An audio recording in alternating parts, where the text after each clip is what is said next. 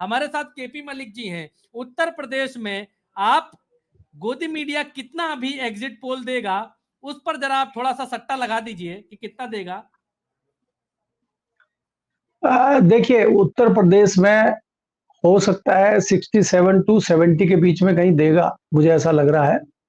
77 क्योंकि वो 70 70 70 67 टू अच्छा। 67 से जितना लेके पूरा 70 आंकड़ा अभी तक आया है सर, इस आंकड़े में इन लोगों ने ना तो जो है ना तो एनडीए को नाराज किया है, ना इंडिया को नाराज किया है। थोड़ा थोड़ा चटाते और बताते चले हैं कि बाद में हमने दिया तो था। और मुझे लग रहा है केपी मलिक सर, अब 400 की बात नहीं 500 की बात करनी चाहिए।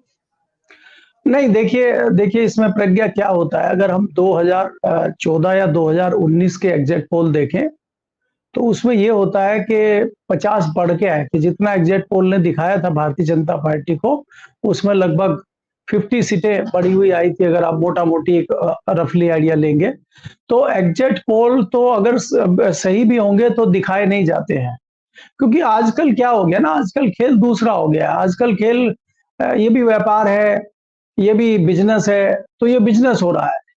तो ये एक एग्जिट पोल जो हमारे सामने प्रस्तुत किया गया है, एक माहौल बनाने के लिए किया गया है, और मशीनरी अपने काम पे लग गई है, जो आपको 4 दिन बाद रिजल्ट दे देगी और इसके आसपास ही रिजल्ट आएंगे। अब आप ये मान के चलिए कि भारतीय जनता पार्टी की पूर्ण बहुमत की सरकार बन रही है। मशीनरी लग गई है केपी मलिक सर, इसका मतलब क्या है? क्या कोई घपला होने की चांसेस है क्या? नहीं, वो देखिए ऐसा है कि आपने चंडीगढ़ का चुनाव देखा था, बाकी बहुत सारी चीजें आपको देखती हैं। अब मैंने शायद पिछले प्रोग्राम में भी आपको कहा था कि दिल्ली से फोन जा रहे हैं सब डीएम को। दूसरा ये हुआ है कि अभी मेरे पास फोन आए हैं कई जगह से, मुजफ्फरनगर से भी फोन आए हैं कि जो भारतीय जनता पार्टी का एजेंट है या उसके सामने गठबंधन का एजेंट है, सिर्फ 2 ही एजेंट जाएंगे। बाकी जो निर्दलीय लड़ रहे हैं या दूसरी छोटी मोटी पार्टियों के लोग लड़ रहे हैं, उनके एजेंट अंदर नहीं जाएंगे। तो इसका क्या मतलब है? दूसरी चीजें ये हो रही हैं कि तमाम जगह आशंकाएं जाहिर की जा रही हैं, तो एक माहौल बन गया है। अब ये 90% काम हो गया है कि एग्जिट पोल आने से लोग शांत बैठ जाएंगे। अगर एग्जिट पोल नहीं आते और ये नतीजे आपको 4 तारीख को दिखते इस तरह के, तो उस पर एक बड़ा रिएक्शन हो सकता था। दिल्ली का एग्जिट पोल रोकना चाहूंगा सर आपको। दिल्ली का एग्जिट पोल सी वोटर का सर्वे दर्शकों के लिए सामने आ चुका है। दिल्ली का एग्जिट पोल सामने ये है कि एनडीए 4 से 6 के बीच में एनडीए को दिखा रहे हैं और इंडिया को 1 से 3 के बीच में दिखा रहे हैं और अदर्स को 0-0। तो अब यहां भी देखिए किस तरीके से चटनी चटाई गई है। 1 से 4 से 6 पहुंचा रहे हैं एनडीए को, जबकि पिछली बार 7 में से 7 एनडीए ने जीते थे, दिल्ली में बीजेपी ने जीते थे। इंडिया को 1 से 3 के बीच में पहुंचा रहे हैं। ऐसा सर्वे आया है कि 1 से 6 के बीच में कहीं भी आ जाए तो बताएंगे कि हमने तो बताया था। इंडिया को 1 से 3, 1 2 3 4 कुछ भी आ जाए तो हमने तो बताया था। लेकिन यहां पर माहौल निराशाजनक करने के लिए वो 1 से 3 लिखा गया है, 4 से 6 लिखा गया है। 4 से 6 और 1 से 3 के बीच में कहीं पर है, जबकि दिल्ली में जो परिणाम है वो चौंकाने वाले आएंगे, इसमें कोई दो राय नहीं है। सर अपनी बात पूरी करिए। देखिए भरत, मैं आपको ये कह रहा था कि ये एक माहौल बनाने की कोशिश है, और आज रात को जो माहौल बन जाएगा, अगले 2 दिन वही माहौल होगा, उस पर चर्चाएं होंगी, उस पर लोग डिस्कशन करेंगे। और देखिए, माहौल बनाने वाले लोग, माहौल में एक मैसेज देने वाले लोग, एक परसेप्शन बनाने वाले लोग बहुत कम होते हैं। जनता माहौल नहीं बनाती है, कोई जनता थोड़ी सड़कों पर उतरेगी। हम और आप जैसे लोगों में से, या जितने लोग चैनल पे बैठते हैं, लिखते पढ़ते हैं, वहां पे एक परसेप्शन बन गया है। अब मैं अभी पिछले चैनल पे था, वहां बहुत पुराने जर्नलिस्ट हैं, कुर्बान अली, वो बोलने लग गए कि मैं तो पहले ही बोल रहा था कि भारतीय जनता पार्टी पूर्ण बहुमत के आसपास आएगी। 260 से लेके 280 या 300 तक मुझे लग रहा था, कहीं ना कहीं मैं तो पहले ही कह रहा था। तो अब सब पहले ही कह रहे थे। और मैंने कहा कि देखिए, अगर आप इतने पुराने व्यक्ति हैं, तो ये जो रैलियां हो रही थी, ये जो हम हरियाणा में देखते थे, वहां पे भारतीय जनता पार्टी के नेताओं की गाड़ियां तोड़ी जा रही थी, तो ये क्या था? जब हम देखते थे कि ये ठाकुरों की पंचायतें हो रही थी, तो क्या पंचायत दिखावा हो रहा था? प्रधानमंत्री की रैली में 20,000 आदमी जा रहे थे और ठाकुरों की पंचायत में 70,000 आदमी जा रहे थे, तो ये क्या था? तो ये तमाम चीजें जो है एक तरफ हो गई हैं, प्रधानमंत्री जी की जो भाषा थी, जिसको हम कहते हैं प्रधानमंत्री की गरिमा के अनुरूप नहीं है, उन्होंने एक ऐसा मैसेज लोगों में दे दिया कि लोग पलट गए एकाएक। तो ये सारी चीजें हैं जो परसेप्शन बनाया जा रहा है। अभी लोग इससे थोड़ा सा ठंडे हो जाएं और फिर ये हो कि भाई हमने तो पहले ही एग्जिट पोल में बता दिया था, ये तो पहले ही आ गया था, और चुनाव आयोग ने भी इसी तरह आंकड़े प्रस्तुत कर दिए हैं। क्या कोई अब सवाल पूछेगा चुनाव आयोग से कि आपने 11 दिन के बाद जो 1 करोड़ वोट बढ़ा दिए, या आपने कहीं 6%, कहीं 8%, कहीं 10% तक आपने आंकड़े बढ़ा के 11 दिन प्रस्तुत कर दिए, ये आंकड़े कहाँ से आए, ये क्या है? कोई सवाल पूछेगा और कोई जवाब देगा? सर तो बिहार का ये एग्जिट पोल आया है सी वोटर का, और एनडीए को यहाँ पर 34 से 38 सीटें मिलती हुई दिखाई दे रही हैं सी वोटर के एग्जिट पोल में। इंडिया को 3 से 5 सीटें मिलती हुई दिख रही हैं, सिर्फ और सिर्फ 3 से 5। एनडीए को 34 से 38 सीटें मिलती हुई बिहार के भीतर दिखाई दे रही हैं सी वोटर के सर्वे में, जबकि इंडिया को इस बार लग रहा था कि 15 सीटों तक तो मिनिमम बिहार में पहुंच सकता है, 15 सीटों तक, 12, 13, 14, 15 सीटों के आसपास, लेकिन 3 से 5 सीटों के बीच में इंडिया को समेट दिया गया है। अगर बिहार में 3 से 5 के बीच में नहीं समेट पाते तो फिर मोदी जी के लिए बहुमत प्राप्त करना मुश्किल होता, और इंडिया 3 से 5 पर सिमट गया है। यही सीटें चाहिए थी बहुमत में आने के लिए, जो एग्जिट पोल में दिखाई दे रही हैं। एग्जिट पोल ने तो दे दी सीटें, लेकिन क्या जनता ने दी है, वो 4 तारीख को देखने मिलेगा। जी सर, बात पूरी करिए सर। बिहार पर आप देखिए कोई भरत जी, प्रतिक्रिया देना चाहेंगे? बिहार पर कोई प्रतिक्रिया दीजिए। नहीं देखिए, बिहार में अगर आप देखें, तेजस्वी जिस प्रकार से रैलियां कर रहे थे, कहीं ना कहीं इस तरह का आरोप अखिलेश के ऊपर है कि उन्होंने एक दिन में एक ही रैली की है या कम रैलियां की हैं, और तेजस्वी ने सर चोट स्वास्थ्य लगने के ठीक होने के, बावजूद, हाँ, चोट लगने के बावजूद भी उसने 3-3 रैलियां की और बहुत मेहनत की है, बहुत भीड़ भी हमने देखी है, लोगों से बात भी हुई है कि बदलाव की बेला वहां चल रही है। उसके बावजूद अगर 40 में से 38 सीट भारतीय जनता पार्टी की आ रही है, तो फिर तो भगवान ही मालिक है, इसमें कुछ कहना या ना कहना किसी का मतलब ही नहीं बन जाता है। नहीं दूसरी सर, बात यह है कि कहना चाहिए केपी मलिक सर, क्योंकि ये वो बातें हैं हमने देखा है बीजेपी को एक एक सीट के लिए संघर्ष करते हुए, हमने देखा है महिला पहलवानों को किस तरीके से आंदोलन करते हुए और कुचलते हुए, हमने देखा है किस तरीके से ब्रजभूषण शरण सिंह की गुंडाई हमने देखी, हमने सब कुछ देखा है सर। एक एक सीट पर बीजेपी की हालत खस्ता हुआ देखी है। नहीं प्रज्ञा, मैं एग्जिट पोल आने के बाद हम सर ये नहीं कह सकते नहीं तो प्रज्ञा जी, आपने जो देखा है तो हरियाणा में देखिए ना किस तरीके से मैनेज करने की कोशिश यहाँ सी वोटर एग्जिट पोल में आप देखिए ना, 4 से 6 बराबर बराबर पर लाकर मुकाबला छोड़ दिया गया है। केपी मलिक सर बहुत पहले से जता रहे थे, पहले दिन से, दूसरे चरण से केपी मलिक सर ये बात कह रहे थे कि कोई बड़ी बात नहीं है क्योंकि इनके पास सब कुछ है।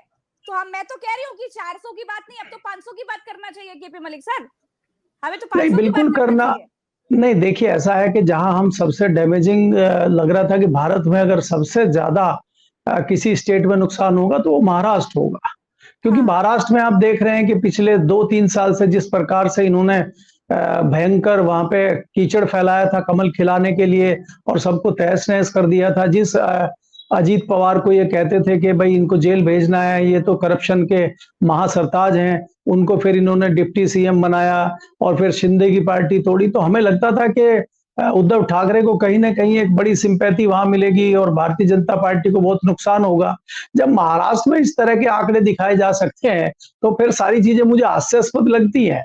तो इसीलिए अब इन पे कोई बात करना, कहना, अब ये तो लोग ये भी समझाने लगे हैं कि प्रधानमंत्री जी जो कह रहे थे कि भाई आरक्षण का मुद्दा और जो दूसरा बेरोजगारी का मुद्दा था लोगों में, और वो आरक्षण का मुद्दा प्रधानमंत्री जी ने जो कहा कि आपका आरक्षण छीन के मुसलमानों को दे देंगे, तो मुसलमान तो उससे एकत्र हुआ कि नहीं हुआ, हिंदू हो गया कि भाई हमारा आरक्षण छीन के दे देंगे, इसलिए मोदी जी को जिताओ और मोदी जी को मजबूत करो ताकि हमारा आरक्षण न छीन पाए। अब तो इस तरह की बात लोग करेंगे। केपी मलिक सर, दिल से बताइएगा, क्या वाकई हम सब ने, हमने, आपने, अमिताभ सर ने और तमाम और लोगों ने ग्राउंड पर देखा है कि मोदी के खुद के भाषणों पर मोदी के कट्टर वोटर भी बिल्कुल सहमत नहीं थे।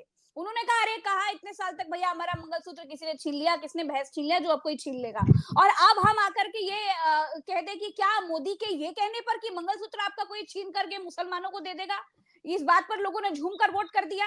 सर ये तो बिल्कुल कहीं, क्योंकि ग्राउंड पर ये सच्चाई नहीं है केपी मलिक सर। और एक बात और जिस ये भी है बात कि का हमें क्रिटिसिज्म हो रहा था बोलनी उसी चाहिए। बात की अच्छाई, जिस बात की बुराई हाँ, हो रही थी, जो बात बुरी थी, वो जो अच्छाई एक्चुअल निकल में गई। बुरी थी, अब वो एक्चुअल में अच्छी हो गई है कि नहीं नहीं ये कहा है तो ये इसी से मिला है। तो फिर समाज फिर वैसा ही करने लग जाए ना, जब जब गंदी बात करने से, बुरी बात करने से, भौंदी बात करने से, भद्दी बात करने से, बेढंगी बात करने से अच्छा होता है, मंगलकारी परिणाम मिलता है, तो फिर दुनिया यही करे, लोग यानी कि यही सर करेंगे। नहीं देखिए, अग्निवीर से कोई नाराजगी नहीं थी, अग्निवीर जैसी और योजनाएं लानी चाहिए, देखिए भरत, युवाओं को और देखिए भरत, कैंपेन में जाना चाहिए। अगर आप देखेंगे सबकी हमने नौकरी को लास्ट, 4 साल के लिए कर देना चाहिए था, कहीं कर देना चाहिए भारत में, ये तो अच्छी योजना मैं है। भरत मैं भरत उसी पे आ रहा हूं। मैं ये कहना चाह रहा हूं कि देखिए, अगर हम लास्ट में बात कर रहे थे, हम ये कह रहे थे कि बाकी मुद्दे सब धराशायी हो गए हैं, सब पीछे चले गए। सबसे बड़ा मुद्दा संविधान का मुद्दा है, सबसे बड़ा मुद्दा बेरोजगारी का है, महंगाई का है, और अग्निवीर का मुद्दा है जो भारतीय जनता पार्टी को नुकसान पहुंचा रहा है। अब यही मुद्दे जो है उल्टा हो गए कि ये भारतीय जनता पार्टी को बड़ा फायदा पहुंचा रहे हैं। जो बेरोजगार थे उनको रोजगार मिल गया है क्या? क्या अग्निवीर वालों की जो शादियां नहीं हो रही थी उनकी शादियां शुरू हो जाएंगी क्या कल से? मैं दूसरी बात यहाँ पे कहता हूं कि प्रधानमंत्री जी के भाषणों को जिस प्रकार से दूसरे पार्टी के नहीं, जो भारतीय जनता पार्टी के लोग और जो दूसरे संघ विचारक हैं, वो भी ये कहते थे कि प्रधानमंत्री जी अपनी जो पद की गरिमा है उसके अनुरूप व्यवहार नहीं कर रहे हैं, और खाली देश ही नहीं सुन रहा है। और ये कोई उनके निजी बयान नहीं है, ये देश के प्रधानमंत्री के बयान है। प्रधानमंत्री के बयान जो है दुनिया में भी लोग सुन रहे हैं, दुनिया हम पे नजर बनाए हुए है। दुनिया में सबसे बड़े लोकतंत्र का चुनाव हो रहा है, इस पे कई देश यहाँ पे देखने भी आते हैं, और कई लोग बहुत बारीक नजर बनाए हुए हैं। ऐसे समय पे प्रधानमंत्री का स्तरहीन भाषण देना जो है कहीं ना कहीं भारत की साख को बट्टा लगाने का काम कर रहा है। इस तरह की चर्चाएं चल रही थी, और एकाएक इस तरह की चर्चाओं के बीच में जो है आपको भयंकर बम्पर जो है बहुमत दिखाई देने लगे, तो ये आश्चर्य पैदा करता है और ये संशय भी पैदा करता है। क्योंकि आपने देखा होगा कि जिस प्रकार से चुनाव आयोग का रवैया रहा है, तो उस पर कोई ऐसी बात नहीं है कि उस पर कोई संशय ना किया जाए और उस पर कोई शक ना किया जाए।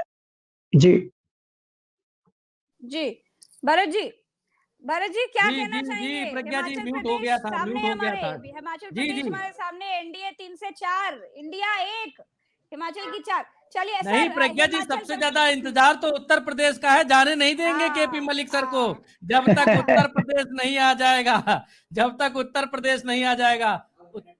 उत्तर नहीं नहीं, प्रदेश का आंकड़ा, उत्तर उत्तर प्रदेश प्रदेश को का, जानबूझकर सबसे पीछे देंगे ताकि लोग जुड़े जी, रहें आपके चैनल से। 2 मिनट में उत्तर प्रदेश का आंकड़ा आने वाला है। ये सूचना अभी हमने जो है फोन लगाया था, अभी जब पर्दा ऊपर बड़ा वाला डाला था, तो फोन पर हम बात ही कर रहे थे कि उत्तर प्रदेश कब तक छुपाओगे, तो एबीपी से सूचना आई है कि उत्तर प्रदेश का आंकड़ा 2 मिनट के बाद, लगभग 3 मिनट के बाद जारी किया जाएगा, और उत्तर प्रदेश का आंकड़ा आपकी स्क्रीन के ऊपर आने ही वाला है। और उत्तर प्रदेश के आंकड़ा जो है स्क्रीन पर लाए जाए। उत्तर प्रदेश के आंकड़े आ चुके हैं, हमारे फोन से जल्दी निकालो, उत्तर प्रदेश का आंकड़ा जल्दी निकालो, गिर चुका है, जल्दी निकालो। उत्तर प्रदेश का आंकड़ा आ चुका है, लेकिन सर फोन पे आ गया, अभी बताऊंगा नहीं, स्क्रीन पे लिखूंगा तब बताऊंगा सर। उत्तर प्रदेश का आंकड़ा आ चुका है सर, बस अच्छा जैसे चलिए, ही तुक्का मार लेते, कितना दिया होगा, कितना देगा एग्जिट पोल, बताइए। मैंने कहा 67 मैंने बताया, 67 से लेकर नहीं, 70 ये के बीच बताइए कहीं होगा। इंडिया की कितनी आएंगी, इंडिया की कितनी आ इंडिया रही, की क्योंकि हमारे पास आ चुका है, बताइए। नहीं, मैं इंडिया की तो 13-14 दे रहे हूँ मेरे ख्याल से।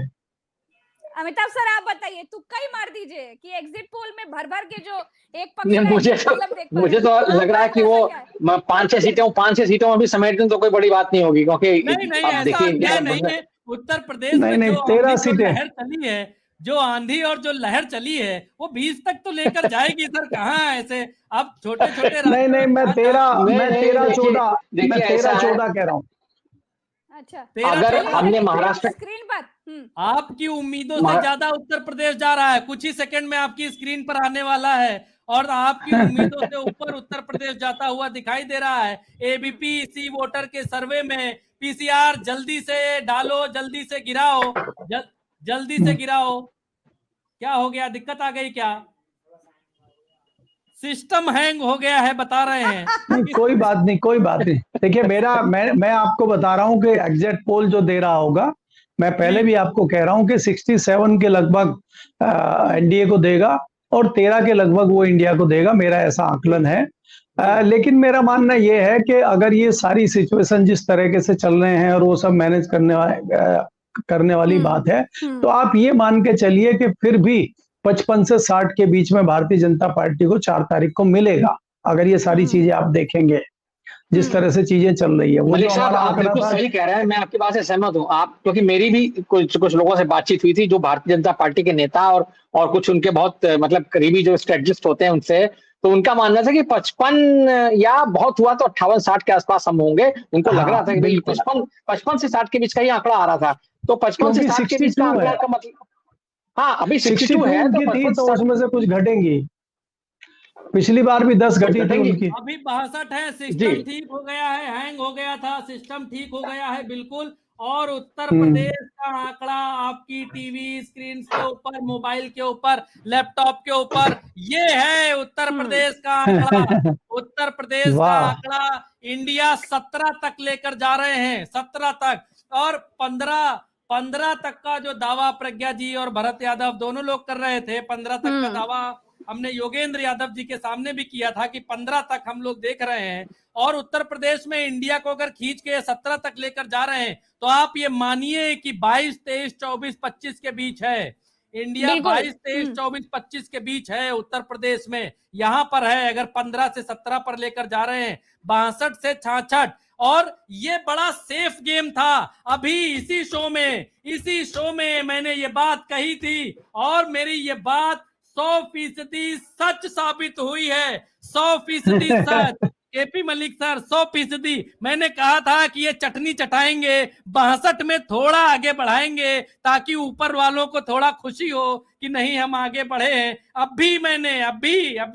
अभी इसी शो में ये बात कही थी कि 62 से थोड़ा आगे बढ़ाएंगे और 62 से थोड़ा ही आगे बढ़ाया है। 62 से 66 पर लेकर गए, 62 से 66 पर।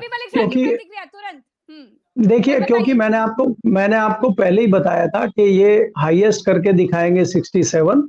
और मैंने अभी कहा और मेरी बात की तस्दीक भी इन्होंने की कि ये 55 के आसपास भारतीय जनता पार्टी कहीं रहेगी और इंडिया गठबंधन को उसी हिसाब से जोड़ लीजिए। आप भी उसी आकलन पे आ रहे हैं कि 25 के लगभग उनकी बनती है, वो 25 में 27 भी हो सकती है, 23 भी हो सकती है। इस तरह का आंकड़ा बनता हुआ मुझे दिख रहा है। क्योंकि देखिए, आप इस चीज से बच नहीं सकते हैं कि ये 3 दिन में जो चीजें होंगी और एक माहौल बनाया जाएगा। क्योंकि आपको ये देखना होगा कि कई जगह Bharatiya Janata party neck to neck हार जीत रही है। आप ये देखेंगे कि जैसे हम कल बात कर रहे थे कि प्रधानमंत्री जी जहां से चुनाव लड़ रहे हैं उनके आसपास की जो सीटें हैं, आपको मैंने एक एग्जाम्पल भी दिया था मछली शहर का, केवल 181 वोटों से भारतीय जनता पार्टी के सांसद जीते थे और बाकी जो आसपास की सीटें थी, चाहे वो मिर्जापुर हो, चाहे वो चंदौली हो, बहुत कम मार्जिन से सीटें जीती गई थी। तो इस तरह की जो सीटें हैं उन पे नंबर घटेंगे, उनको कैसे मैनेज किया जाए, क्या किया जाए, उस तरह की चीजें भी होंगी। तो अगर बिल्कुल प्योर काउंटिंग होती है तो फिर 50 से नीचे भी बीजेपी का आंकड़ा आ सकता है। लेकिन अगर कहीं कहीं मैनेज किया जा सकता है तो फिर वो मुझे लगता है कि 55 तक वो आंकड़ा जा सकता है, मुझे ऐसा लग रहा है प्रज्ञा जी। और भरत जी, आप कोई किसी राज्य की बात कर रहे हैं क्या कह रही प्रज्ञा जी? भरत जी, मैं पूछ रही हूँ किसी और राज्य का आंकड़ा भी आपके पास है? प्रज्ञा जी, देखिए मोटा माटी जितने राज्य हैं, बड़े राज्य जैसे बिहार आपके सामने है, उत्तर प्रदेश आपके सामने है, और भी राज्य जो हैं वो आपके सामने, हरियाणा, गुजरात, पश्चिम बंगाल। तेजस्वी यादव ने अभी ट्वीट किया है कि जीत रहा है इंडिया, जीत रही है जनता, जनता का एग्जिट पोल 295 प्लस सीटें दे रहा है। तो तेजस्वी यादव ने तो बड़े कॉन्फिडेंटली बोला है 295। प्रज्ञा आज जो मीटिंग, आज इंडिया गठबंधन की जो मीटिंग हुई थी, जो गठबंधन में वही डेटा है। जी, देखिए जो 295 प्लस लाएंगे। हाँ, तो ये तो ऑफिशियल डेटा है इंडिया गठबंधन का, एक तरीके से देखा जाए तो। जो 1 जून को आज मीटिंग इनके यहाँ हुई है खड़गे जी के घर पे, उस पर तमाम लोग आए थे और खड़गे जी ने प्रेस कॉन्फ्रेंस में कहा था कि हमारा जो इंटरनल सर्वे हमने कराया उसमें 295 सीटें आ रही हैं। इसलिए इंडिया गठबंधन के लोग मान के चल रहे हैं कि उनकी 295 सीटें आ रही हैं और उन्होंने अपना इंटरनल सर्वे कराया है और वो अभी भी इससे कोई नीचे नहीं आ रहे, इससे हट नहीं रहे, वो 4 तारीख तक रहेंगे इसमें। लेकिन मेरा मानना यह है कि अगर जी हाँ बोलिए सर, प्लीज खत्म करिए, फिर मेरा मानना ये है कि वो अगर 295 वो कह रहे हैं और हम उसमें से 45 सीटें कम भी कर दें, 250 सीटें फिर भी इंडिया गठबंधन की आ रही हैं। लेकिन जिस प्रकार से ये कम करके दिखा रहे हैं, इसमें कहीं ना कुछ पेच जरूर है जो 4 तारीख तक आपको खींच के ले जाना चाहता है और एक परसेप्शन और एक माहौल देश में बनाना चाहता है, क्या कि इसका ज्यादा रिएक्शन एक्शन आपको दिखाई ना दे। बिल्कुल सही कह रहे हैं आप। पहली बार ऐसा देखने को मिला है कि विपक्ष के तमाम नेता पहले ही बॉयकॉट करके बैठ गए। कांग्रेस ने पहले ही कहा था कि हम एग्जिट पोल पर भरोसा ही नहीं करेंगे। अखिलेश यादव ने अलर्ट जारी कर दिया कि एग्जिट पोल आने से पहले ही कि आप एग्जिट पोल पे भरोसा नहीं। देखिए वो तो प्रज्ञा, उसका कारण प्रज्ञा उसका कारण प्रज्ञा ये है कि विपक्ष के नेताओं का जो तजुर्बा रहा एग्जिट पोल को लेकर के पिछले 10 सालों का, जब से मोदी जी आए हैं तब से लगातार चुनावों में जो तजुर्बा रहा है, और अभी हमने देखा मध्य प्रदेश जब चुनाव हुए थे मध्य प्रदेश वगैरह के, तो जिस तरीके से एग्जिट पोल जो है वो गलत साबित हुए, ग्राउंड सिचुएशन क्या थी, एग्जिट पोल ने क्या दिखाया और फिर क्या हुआ, सब कुछ हमने देखा।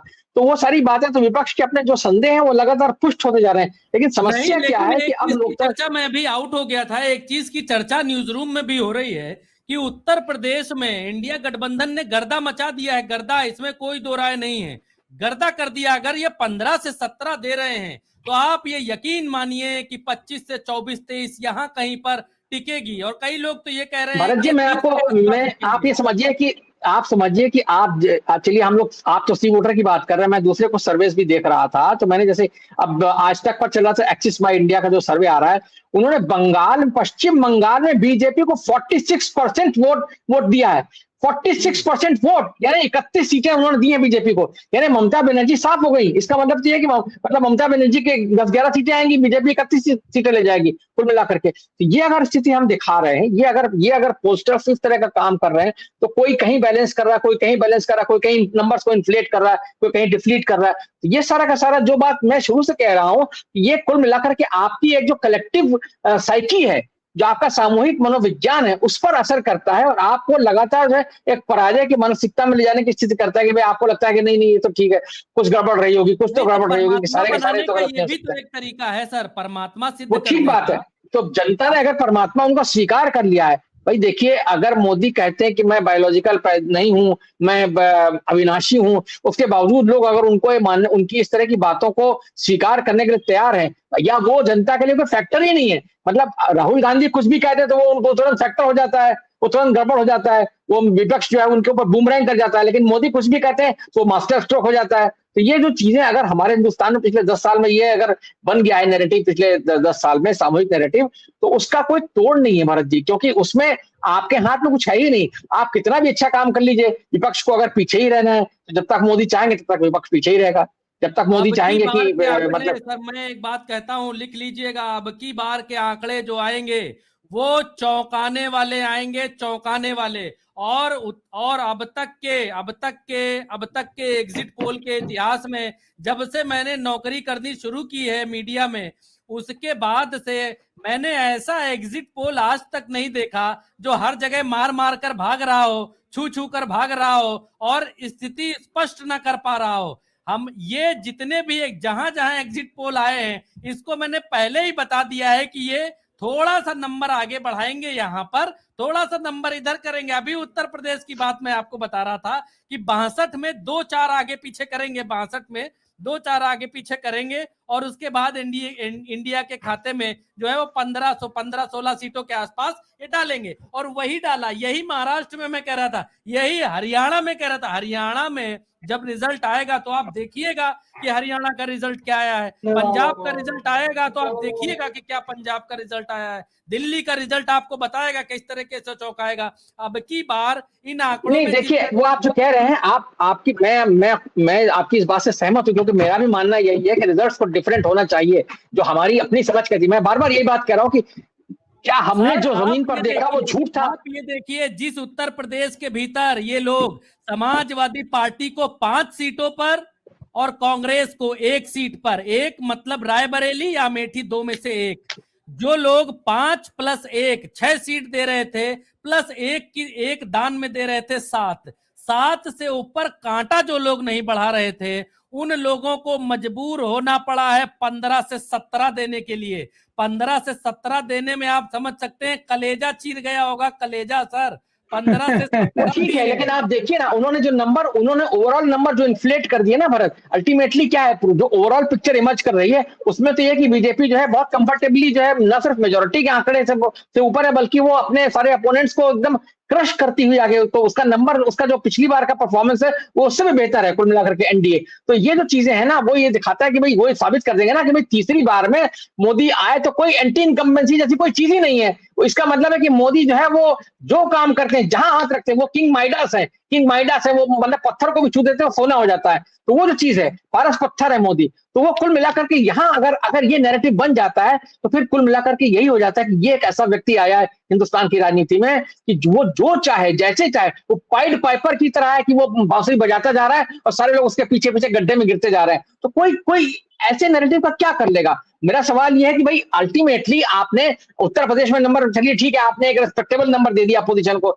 लेकिन आपने पश्चिम बंगाल में क्या किया, आपने तेलंगाना में क्या किया, आपने राजस्थान में क्या किया, आपने हरियाणा में क्या किया, आपने कर्नाटक में क्या किया, जहां जहां भी जो स्विंग स्टेट्स थे, जिनको हम मान रहे थे कि महाराष्ट्र में स्विंग होगा, बहुत जबरदस्त स्विंग होगा, कर्नाटक में स्विंग होगा, बहुत जबरदस्त स्विंग होगा, तो उनको आपने सेव कर दिया बीजेपी के लिए। वहां आपने बीजेपी को बहुत रिस्पेक्टेबल नंबर दे दिए। आपने कर्नाटक में दिखा दिया कि कर्नाटक में तो बीजेपी को कोई लॉस ही नहीं हो रहा है, बल्कि साउथ में बीजेपी गेन कर रही है, केरल में बीजेपी सीट गेन कर रही है, 2 सीटें 4 सीटें, तमिलनाडु में बीजेपी सीट गेन कर रही है। तो ऐसे डेटा का आप कैसे विश्लेषण कर लेंगे? आप कोई लॉजिकल विश्लेषण हो ही नहीं सकता। इसका मतलब तो यह कि इतने 20-30 साल में जो हम लोगों ने जो भी जर्नलिज्म किया है, सीखा है, देखा है, जमीन पर जो भी देखा है, वो सबका सब अकारत है। ऐसा लगता है कि हमने जो जमीन पर भीड़ देखी वो या तो नाटक के तहत लाई गई थी, वो भाड़े की भीड़ थी, वो सब लोग नकली लोग थे, वो केवल पैसे के लिए, पूड़ी के लिए, 500 रुपए के लिए आए थे। क्या कर रहे थे वो लोग? या सिर्फ सेल्फी खिंचाने आए थे क्या अखिलेश यादव और राहुल गांधी के साथ में? या क्या कर रहे थे? तेजस्वी यादव ने 250 से ज्यादा रैलियां अगर की बिहार में,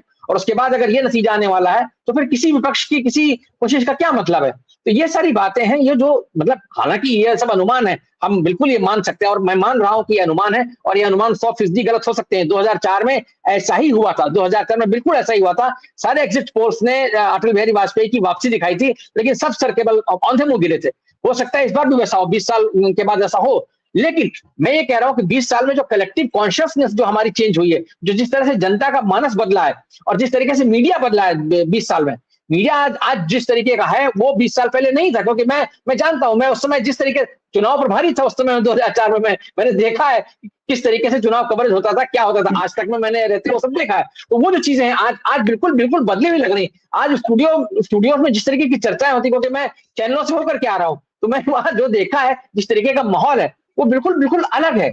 तो ऐसे में आप पूरे समाज को कहां ले जाएंगे? डेमोक्रेसी का क्या मतलब है? ये जो बड़े सवाल है ना, वो बड़े सवाल बिल्कुल अनुत्तरित रह जाते हैं प्रज्ञा। क्योंकि ये जो हम जिस संविधान की बात कर रहे हैं, वो संविधान क्या केवल कोई किताब है क्या?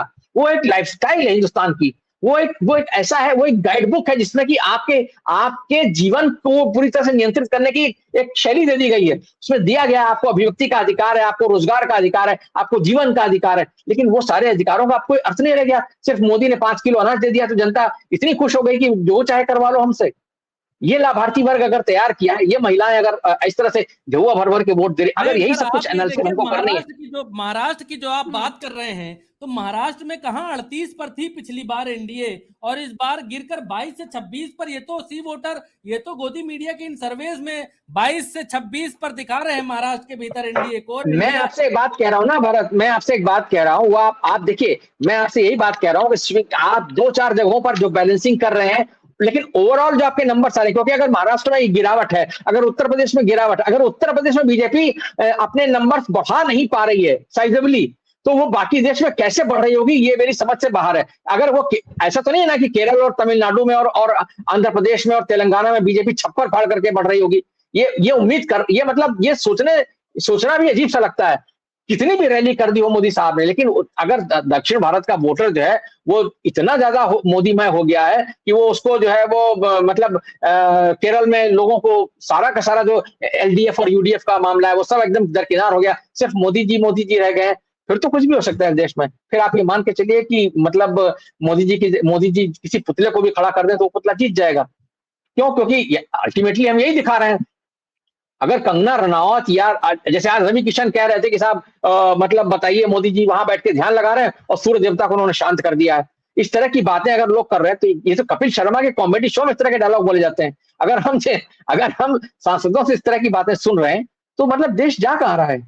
यही बात है ना। ये सवाल बड़े सवाल हैं कहीं ना कहीं। जी बिल्कुल बिल्कुल ठीक बात है। केपी मलिक सर, आपको क्या लगता है?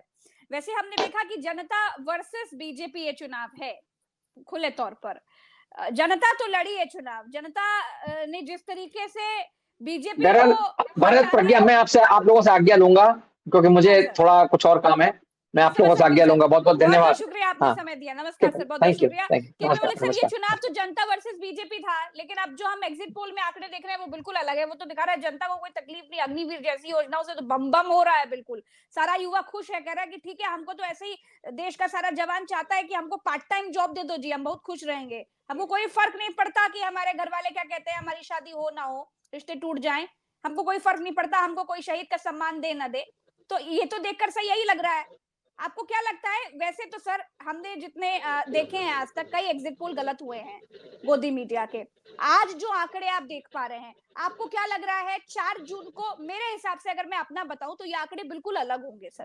प्रज्ञा जी, मेरे हिसाब से भी बहुत परिवर्तन दिखाई देगा, बहुत परिवर्तन दिखाई देगा। 2004 जैसी परिस्थिति लगभग आपको बनती हुई दिखाई देगी, क्योंकि इतना उल्टा हो ही नहीं सकता है। उत्तर प्रदेश में आप देखिए, जब नहीं कर पाए, मैं तो ठोक के कहता हूं, उत्तर प्रदेश में जब नहीं कर पाए तो चटनी वहां तक चटा कर ले गए कि भाई 16, 15 से 17 तक। और यही हालत महाराष्ट्र में है, यही हालत बिहार के भीतर। तो बिहार के भीतर अगर सीटें नहीं खींचते बिहार से तो फिर सरकार कैसे बनती? तो उन राज्यों से सीटें खींच ली हैं जहां पर सबसे ज्यादा मेहनत विपक्ष ने की है, ये बताने के लिए कि 4 जून तक माहौल सब ठीक रहे। अब वो अलग बात हो सकती है जो केपी मलिक सर कह रहे हैं कि ये आंकड़े अभी दिखा दिए हैं ताकि बाद में कह सके कि देखो एग्जिट पोल में भी उतने ही आए थे और ईवीएम ने भी उतने ही आंकड़े उगले हैं। क्या ऐसा है? देखो भरत, अगर आप देखेंगे, अगर इस तरह के आंकड़े उत्तर प्रदेश में दिखाए जा रहे हैं तो आप ये मान के चलो कि उत्तर प्रदेश में डैमेज ज्यादा है, इसलिए इन्होंने इतने कम दिखाए। अगर उत्तर प्रदेश में थोड़ी भी स्थिति अच्छी होती तो फिर ये 70+ दिखाते, फिर आपको ये 67 और 66 नहीं दिखाते। उत्तर प्रदेश में वास्तव में स्थिति खराब है, इसलिए इन्होंने इस तरह के आंकड़े दिए हैं। और इन्होंने ये जो आंकड़े दिए हैं, ये सारे आंकड़े सच होने नहीं जा रहे। मैं आपको फिर कह रहा हूं कि इन आंकड़ों में आपको तब्दीली दिखाई देगी, बदलाव दिखाई देगा।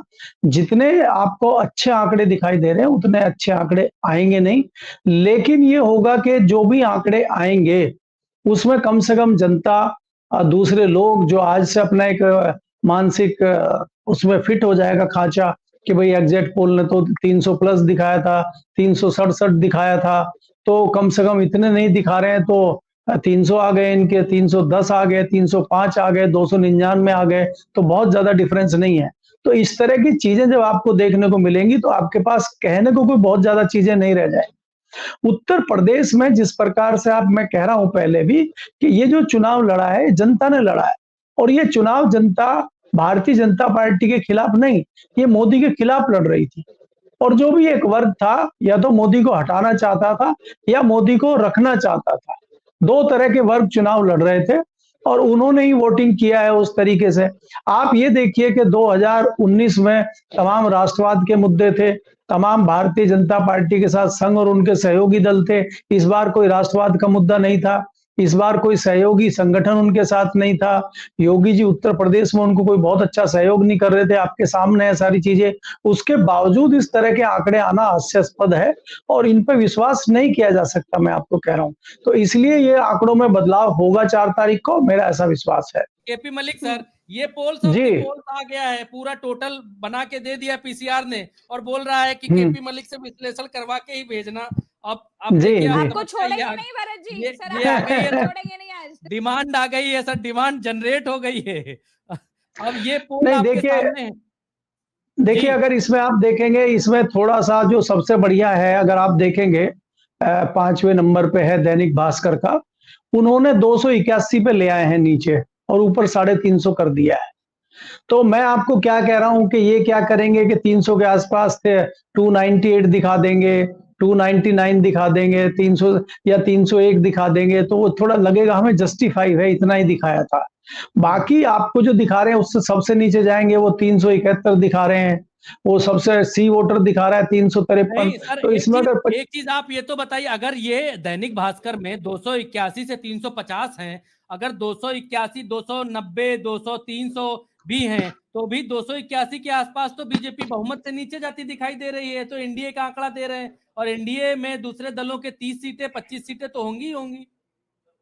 बिल्कुल, आप इसमें ये भी देखिए कि 201 तक उन्होंने इंडिया को पहुंचा दिया है। एक सर्वे है जिसने 200 क्रॉस कर दिया है इंडिया को, और हाँ, अदर्स को भी सबसे ज्यादा इन्होंने दी है, 33 से लेके 49 तक। मैं तो भास्कर का सर्वे देख चुका हूं 2 घंटे पहले ही। लेकिन इसमें यह है कि ये भी आंकड़े, जो भास्कर के आंकड़े भी हैं, इनमें भी बदलाव आएगा। ये 281 मत समझिए आप। मैं आपको पहले कह चुका हूं कि पूर्ण बहुमत अभी भी हमें भारतीय जनता पार्टी का आते हुए नहीं दिख रहा है। भारतीय जनता पार्टी के एनडीए के जो सहयोगी हैं, उनको नए सहयोगियों की जरूरत पड़ेगी अगर भारतीय जनता पार्टी की सरकार बनती है। आपको याद होगा, हमने दिन में भी बात की थी कि अगर भारतीय जनता पार्टी की सरकार बनती है, अब लोग उस टाइम कह रहे थे 50 कम हो जाएंगी, 60 कम हो जाएंगे, इतनी भी कम नहीं होंगी, 20 कम होंगी और 30 कम होंगी, तब भी उनको एनडीए में नए एलाइज चाहिए होंगे।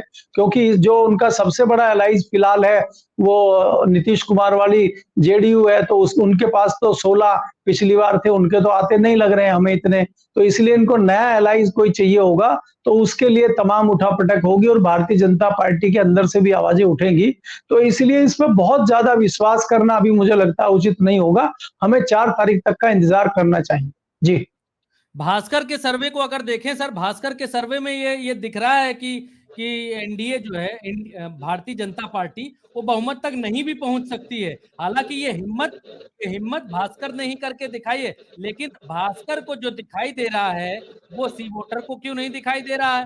भास्कर को जो दिखाई दे रहा है वो जो है एक्सिस इंडिया को क्यों नहीं दिखाई दे रहा है? भास्कर को जो दिखाई दे रहा है वो जो दूसरे पोल्स हैं, न्यूज नेशन, रिपब्लिक और ये न्यूज 24 चाणक्य, इन सबको क्यों नहीं दिखाई दे रहा? भास्कर का जो सर्वे हुआ है, उसमें बहुत सारे ग्राउंड रिपोर्टर और बहुत सारे ऐसे लोग हैं जिन्होंने धरातल पे काम किया है, धरातल की सच्चाई को जानते हैं। और ये करने में भी कई इंटरनल लोगों का जो है क्या बोलते हैं, उनकी सहमति नहीं थी कि हम लोग इतना दिखाएं। इसीलिए आप देखेंगे कि गैप जो है 281 से लेके 350 तक चला गया है, जबकि 350 से इसको बहुत नीचे रखना था, 310, 320 तक करना था और इधर से भी 10 नीचे करना था। इस तरह की फिगर एक बन रही थी। लेकिन उसके बावजूद ये हुआ कि बाकी लोगों से हम बहुत अलग थलग ना दिखें, इसलिए थोड़ा बैलेंसिंग करने की कोशिश की गई है। तमाम मजबूरियां होती हैं बड़े संगठनों की, बड़े मीडिया हाउसेस की, वो आप भी जानते हैं। यहाँ चैनल पे सारी बातें कहना उचित नहीं है। अलग ना दिखेगा क्या मतलब है सर? भरत जी की तरह अलग ना दिखें, ताकि कहीं ऐसा ना हो कि हम भी बड़े मीडिया संस्थान हैं, कल को दुकानें ही बंद हो जाएं। अब यहाँ सारी बातें चैनल पे कहलवाना या कहना भी ठीक नहीं है, आप समझते हैं, है ना? तो हाँ, क्योंकि आपको फिर ये करना पड़ेगा कि अगर परमानेंट ही मामला होगा तो फिर मुझे आपके साथ परमानेंट ही बैठना पड़ेगा, क्योंकि इधर से भी तो मामला खराब हो सकता है। ये भी तो आप समझिए, क्योंकि सरकार के साथ लड़ना। एक और नया आ गया इसमें, चाणक्य को भी जोड़ दिया है इन लोगों ने। चाणक्य ने एनडीए को 400 दे दिए हैं, एटलीस्ट पूरे प्लस कर दिया। हाँ, +15, +-15 भी है। हाँ, वो 400 पार का देके कुछ इनको मिल जाए, उस तरह से इन्होंने किया। तो ये इसीलिए कह रहा हूँ कि ये मनमर्जी सब उस टाइप का है, इसमें कोई बहुत ज्यादा ध्यान देने की लेगा सर। लेकिन ये भी है 400 जो मोदी जी ने कहा, वो किसी ने लिख कर दिखाया, ये भी बड़ा काम है। ये भी करके दिखाना, 400 सीधे। अब डायरेक्ट कल मोदी जी अखबार पढ़ेंगे, हालांकि पता तो आज ही चल गया होगा, हालांकि पता तो पहले से चल गया होगा, क्योंकि लोग तो कह रहे हैं तो वहीं से आया है। वहीं से आया है। तो जी। कुछ लोगों ने इज्जत बचाने के लिए ऊपर नीचे भी आंकड़े किए हैं इसमें, खैर। लेकिन जी, जी, जी। कुछ कुछ और अगर आप जोड़ना चाहें तो जोड़े, वरना आप अगर दूसरे चैनल पर जा रहे हैं तो फिर हम आपको जी, जी, जी।